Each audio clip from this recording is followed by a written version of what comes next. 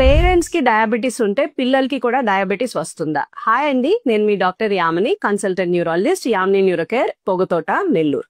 Parents లో diabetes ఉన్నప్పుడు పిల్లలకు వస్తుందా మేడం అని చాలా మంది అడుగుతా ఉంటారు. యూజువల్ గా ఇద్దరి పేరెంట్స్ కి షుగర్ అనేది ఉంటే 50-60% ఆఫ్ ఛాన్స్ పిల్లల్లో డయాబెటీస్ వచ్చేది ఉంటుంది. ఒక పేరెంట్ కి మాత్రమే షుగర్ అనేది ఉంటే 30% పిల్లల్లో డయాబెటీస్ వచ్చే రిస్క్ ఉంటుంది. ఇద్దరు పేరెంట్స్ కి డయాబెటీస్ లేకపోతే 10% పిల్లల్లో డయాబెటీస్ వచ్చే రిస్క్ ఉంటుంది. యూజువల్లీ డయాబెటీస్ అనేది జెనెటికల్లీ రిస్క్ అనేది ప్రూవన్ అనమాట.